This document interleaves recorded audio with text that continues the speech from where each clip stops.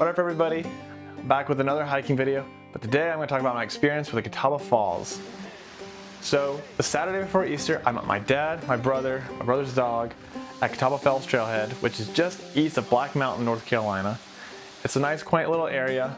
I will say, we made sure to get there by around 10 o'clock in the morning, and that still wasn't quite early enough to beat the initial crowd because we were parked at the very back of the parking lot. So make sure if you're going to do this that you get there 10 or sooner if you're going to do a weekend because it will be busy. The trails were in good shape. I know Hurricane Helene had kind of messed a lot of them up, and they have done a really good job going back and cleaning it up. Now this trail, what makes this trail kind of unique is it's a 4-mile loop. But the nice part is within the first, I'd say a little over a mile and a half, you reach the first falls. And it's very impressive falls. They're very tall, they go way high. But what's really cool about this trail that's unique, I've never done before, is there's a staircase that basically winds all the way up the right side of the falls, all the way to the top. So once you get to the top, you actually are blessed with a crazy view. You can actually see the whole valley from there and the rest of the Appalachian Mountains from that viewpoint. But what we didn't know when we got to the top of the crazy staircase, which we also learned, don't take a dog that's scared of stairs, and don't take a dog that's not athletic because you'll be carrying them up there. There's another falls, but I'll get to that in a little bit. So once we got to this trailhead, we packed water, we packed snacks, we all wore good hiking shoes, which we learned if you're gonna do this trail, that's a must. This is not one I would do with like sandals of any kind. I know a lot of people like the closed-toed Keens or other type of shoes like that. You definitely want some good shoes or hiking boots for this trail because it's mostly uphill for the first part, and then once you get to the first falls, it's all stairs. It's like over 500 set of stairs. It's a lot.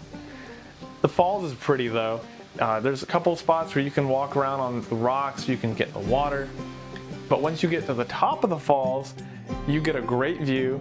And there's actually a second falls that we didn't know about that was probably, my dad was trying to guess, probably 100-foot drop. So with that falls, there's actually a watering hole, as you can see in this video. I didn't personally get in because it was really cold, because I mean, it's right before Easter. It's still March, well, April. And so because of it still being April, it's still getting like, it's been getting in the 30s and 40s at night still, so that water was freezing. But it did feel good to like put your hands and your feet in real quick just to cool off some. Kate didn't want to get out of it, he wasn't feeling the best, but my brother got in with his dog and very quickly realized how cold it was. There were some brave souls we watched jump in, but I was like, I've pulled a bear plunge before, I was good. But it was a great midway point. It's just under 2 miles, so it's a good spot. Eat a snack, catch a breath, because you're going to need it after the stairs, trust me. We did learn though that stairs, the top of the stairs, there was a metal part of the rail, so you could actually see through the stairs. My brother's dog, and along with a bunch of other people's dogs, did not want to do it, just panicked. So people carrying their dogs, which was really goofy because I was carrying a toddler on my back along with all of our food, water, towel, anything else I might have needed for him. So I had 50 pounds on my back doing the stairs, and I learned that was kind of brutal. I was worth it though. The view was great. Kate enjoyed it. He really liked the waterfalls. It was actually his first time hiking to a waterfall that size. But once we finished up at the top, we actually finished the loop, because it's a 4-mile loop, and we went down the ridgeline side. I would highly suggest if you do this trail, go down the ridgeline side, because you do not want to walk down all those stairs, especially if you're hiking in with a pack of any kind, or you got a kid on your back, or you got a dog that you got to carry again because they freak out on the stairs. You don't want to go down. Most people are walking up the stairs too, so it'll be a little awkward trying to have to get out of everybody's way every time you have to stop, get over, or get around folks. The ridgeline side is a little bit longer, but it's mostly downhill. It wasn't too bad. There's some steep parts. I was very glad I had my Ultra shoes on. Those are great hiking shoes. My dad and brother both wore boots. They were very glad they had those on. But all of this was easy. I will say, when we got back down to the parking lot, it was slammed. There was cars parked at least a mile past the parking lot of people walking down the road trying to get into that trailhead. So we were very glad we got there at 10 o'clock.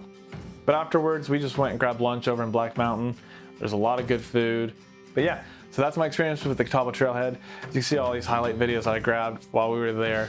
It's pretty, you got great views, you got waterfalls, you got a not only the waterfalls, but there's plenty of spots you can get in the water if you want. It was very clean. There was a bathroom, I forgot to mention, at the parking lot that you could use. And there were some picnic tables in certain areas, mostly down by the trailhead.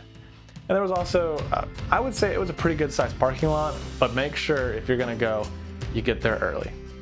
So, I'll see you in the next one.